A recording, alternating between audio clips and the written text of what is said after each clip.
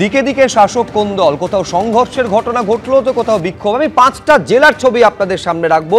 একদিকে দেখতে পাচ্ছেন সিউড়িতে, যেখানে এসআইআর ক্যাম্পে সাংসদের সামনে একেবারে কোনো দ্বন্দ্ব নয়, মারামারিতে জড়িয়ে পড়লো তৃণমূলের দুই গোষ্ঠী। আবার অন্যদিকে তমলুকে এই অভিযোগ খোদ তৃণমূল কাউন্সিলর তুলছেন যে টাকা দিলেই পদ পাওয়া যায়। দেখতে পাচ্ছেন বনগাঁর ছবি, উত্তর 24 পরগনা, যেখানে পুরপ্রধানের অপসারণ ঘিরে কোন্দল এমন জায়গায় পৌঁছেছে যে 6 জন তৃণমূল কাউন্সিলরের বাড়িতে হামলা হয়েছে বলে অভিযোগ, গুলি পর্যন্ত চলেছে বলে অভিযোগ সামনে এসেছে। এই ছবি আপনারা দেখছেন আলিপুরদুয়ারের কুমারগ্রামে, যেখানে প্রাক্তন এবং বর্তমান তৃণমূলের ব্লক সভাপতির মধ্যে কোন্দল। প্রাক্তন যখন বেরিয়ে যাচ্ছেন, পার্টি অফিসকে গোবর জল দিয়ে ধোয়া হচ্ছে, শুদ্ধিকরণ করা হচ্ছে, সেটা করছে তৃণমূলের একটা অংশ। আবার বাসন্তীতে বিধায়ক বেপাত্তা হয়ে গিয়েছেন, এই পোস্টার পড়েছে। পোস্টার কোনো বিজেপি, সিপিএম বা কংগ্রেস নয়, তৃণমূলেরই একাংশ দিচ্ছে।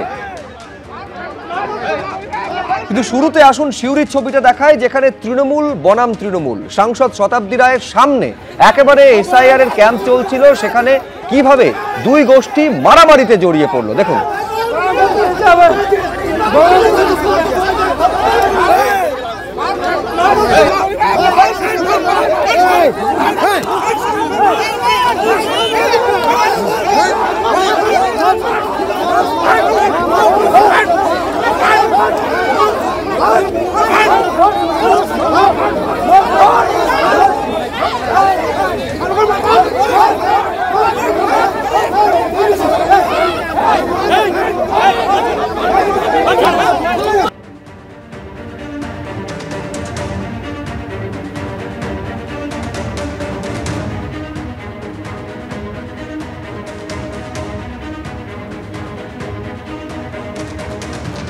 পশ্চিমবঙ্গ তো থাকবেই, আছেই।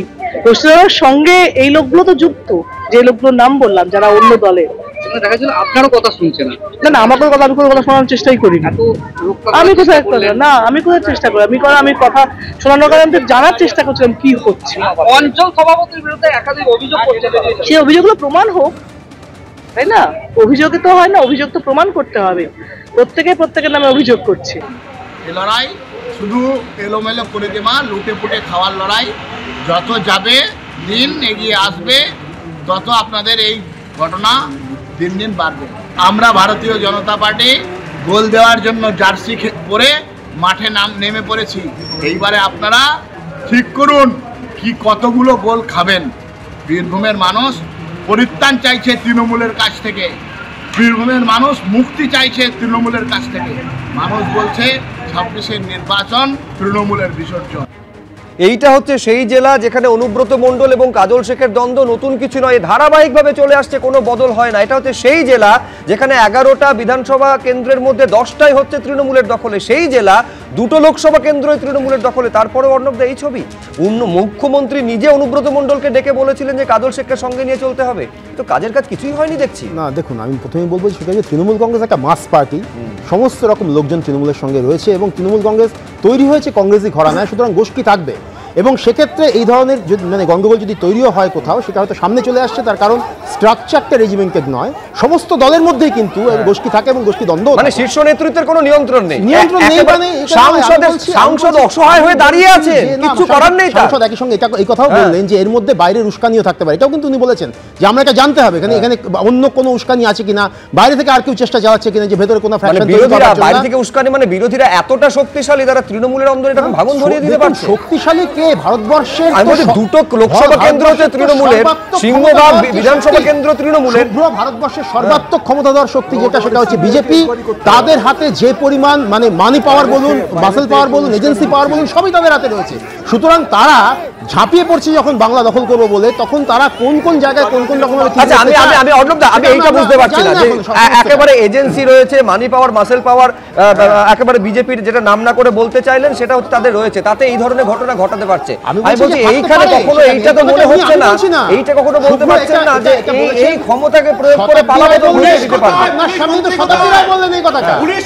বেশ বেশ বেশ, আচ্ছা, যেহেতু অর্ণবদার লিঙ্কটা ধরিয়ে দিলেন যে একেবারে মানি পাওয়ার, এই মানি পাওয়ারটা রয়েছে, এটা তৃণমূল কংগ্রেসের ভেতর থেকে অভিযোগটা আসছে। তমলুকের ছবিটা আপনাদের সামনে রাখবো, যেখানে পুরপ্রধানকে ঘিরে এবার তৃণমূলের গোষ্ঠী কোন্দল প্রকাশ্যে এসেছে।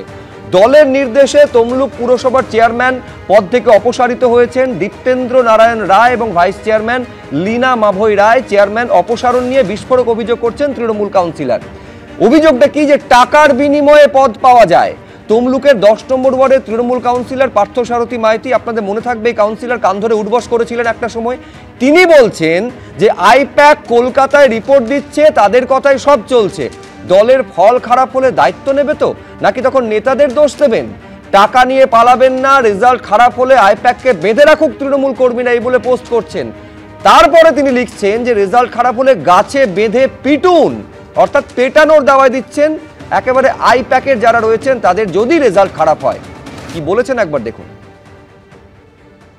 এটা দলকে ভাবা উচিত কোন মুখকে আমি সামনে আনছি। বিধানসভা এই জন্যই বলেছি যে আইপ্যাক যাই রিপোর্ট দিক, আমরা তৃণমূল কংগ্রেস আজকে করিনি। আইপ্যাকের যে কর্মীটা আজকে এসেছে তমলুকে, সে হচ্ছে 1 বছর আগে, সে তার চাকরির জন্য এসেছে। আর আমরা 2000 সেই ছোটবেলা থেকে রাজনীতি করছি। তুমি টাকার বিনিময়ে এসেছো বাবা, টাকার তোমাকে জেতাতে হবে। কিভাবে জেতাবে? আমাদের কথা তো শোনোনি। আমাদের কথা না শুনেই তুমি একটা দুর্নীতিগ্রস্ত লোককে চেয়ারম্যান করেছো। তোমার মনে হয়েছে ওই লোকটা ভালো, তাহলে খারাপ হলে তুমি দায়িত্ব নাও। যেখানে দেখবেন সেখানে বেঁধে রাখুন। এইসব লোকের জন্য আজকে আমরা কিন্তু দেবাংশুকে হারিয়েছি, উত্তম বারিককে হারিয়েছি। এখানে শুভেন্দু বড় বড় কথা বলে, এই যে 30 বছরের ছেলে, 50 বছরের ছেলে, এরা যেমন চাকরির জন্য আমাদের কাছে এসেছে, শুভেন্দুর এত কোটি টাকায় যে বিক্রি হবে না, কে বলতে পারে? তন্ময় মুখোপাধ্যায়, দেখুন সুপ্রজিৎ, আপনার কথা রেস্ট টেনেই বলবো যে বীরভূম হচ্ছে সেই জেলা যেখানে ভাদু শেখ খুন হয়েছিল ওই বখরার লড়াইয়ে। তারপরে একটি পরিবারের 10 জনকে জ্যান্ত পুড়িয়ে মারা হয়েছিল। এবং আপনারা এটাও বিভিন্ন সময় দেখিয়ে এসছেন, ওই মালদা, মুর্শিদাবাদ, বিভিন্ন জেলায় তৃণমূলের নেতারা তৃণমূল দ্বারা খুন হয়েছে। কারণ এই পার্টিতে নীতি আদর্শ বলে কিছু নেই। একটাই হচ্ছে নীতি, যত পারো পয়সা তোলো, যত পারো লুটে পুটে খাও। আর সেই জন্যে ওই পদ নিয়ে মারামারি হয়, কারণ পদটা পেলে পয়সা তুলতে সুবিধা হয় না। কিন্তু আমি বলছি এই অভিযোগটা তো আপনারা করে থাকেন, বিজেপি করে থাকে যে টাকার বিনিময়ে পদ পাওয়া যায়। এ তো তৃণমূল কাউন্সিলর অভিযোগ করছেন।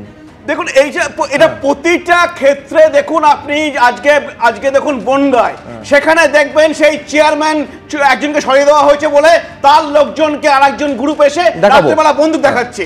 তো আপনারা তো প্রতিটা ক্ষেত্রে দেখছেন। আপনি জানেন পঞ্চায়েত নির্বাচনের সময় তৃণমূলকে মেরে সব থেকে বেশি খুন হয়েছিল। তাহলে একটা পার্টিতে এইভাবে সমস্ত জায়গায় ঘটনাগুলো কি বিজেপির কোনো সম্পর্ক থাকতে পারে? আর যদি থাকে, না সম্পর্ক একটা থাকতে পারে, সম্পর্ক থাকতে পারে। তৃণমূলের যদি ভেতরে এইরকম গন্ডগোল থাকে, বিজেপির রাজনৈতিক লাভ। দেখুন বিজেপি রাজনৈতিক লাভটা কারা করে দিতে বলছে? আজকে ভাদু শেখ বখরার জন্য মারা যাচ্ছে, বিজেপির কি হচ্ছে? দেখুন একটা ঘটনা, সেখান থেকে সব রাজনৈতিক দলই লাভ ক্ষতির একটা হিসেব করে থাকেন। আমি 5টা ছবি দেখিয়েছিলাম, এবার 3 নম্বর ছবিটা রাখবো, যেটা উত্তর 24 পরগনার বনগাঁর ছবি। 6 জন তৃণমূল কাউন্সিলরের বাড়িতে দুষ্কৃতী হামলা হয়েছে। হামলা মানে একেবারে পাথর বৃষ্টি থেকে শুরু করে গুলি পর্যন্ত চলেছে বলে অভিযোগ সামনে এসেছে। গতকাল রাতে পুরসভার 2 নম্বর, 9 নম্বর এবং 11 নম্বর ওয়ার্ডে কাউন্সিলর তাদের বাড়িতে হামলার ঘটনা ঘটে। বাড়ির সামনে গুলি চলেছে বলে অভিযোগ করছেন 11 নম্বর ওয়ার্ডের তৃণমূল কাউন্সিলর। এই হচ্ছে সেই গুলির খোল যেটা তিনি দেখাচ্ছেন। হামলার অভিযোগ 2 নম্বর ওয়ার্ডের তৃণমূল কাউন্সিলরেরও। গতকালই বনগাঁ পুরসভার পুরপ্রধান গোপাল শেঠের বিরুদ্ধে অনাস্থা প্রস্তাব আনা হয়। সেই অনাস্থা প্রস্তাবে সই করেননি বনগাঁ পুরসভার এই 6 জন তৃণমূল কাউন্সিলর। হামলার ঘটনা তদন্ত শুরু করেছে বনগাঁ থানার পুলিশ।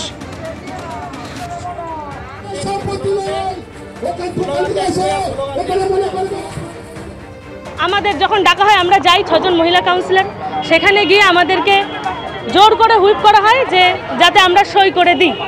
আমরা সই করতে রাজি না হয় আমরা সেখান থেকে বেরিয়ে আসি। বেরিয়ে আসার আগেই আমাদেরকে হুমকি দেওয়া হয়। জেলার সভাপতি নিজে আমাদেরকে হুমকি দিয়েছেন, হুমকি দিয়ে বলেছেন যে আমরা যদি সই না করি আমাদের দেখে নেবেন। আমি ভেবেছি রাজনৈতিকভাবে দেখে নেবে, পদত্যাগ লেটার ধরিয়ে দেবেন, এর তো বেশি কিছু না। রাতের অন্ধকারে আমাদের ছোট ছোট বাচ্চা, আমার একটা 8 মাসের বাচ্চা রয়েছে, বাড়িতে গিয়ে রাত্রি 3টে থেকে 4টের মধ্যে ওখানে গিয়ে 6 রাউন্ড গুলি চালায়, 6টা গুলি চালায় আমার বাড়িতে, গুলি চালিয়ে এবং রাস্তায় দাঁড়িয়ে অকথ্য ভাষায় গালিগালাজ করে এবং ভাঙচুরও করেন।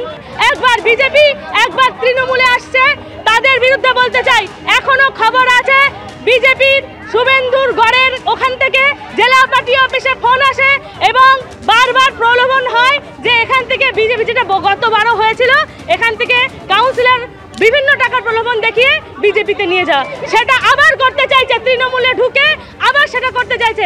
এবিপি আনন্দ, এগিয়ে থাকে, এগিয়ে রাখে।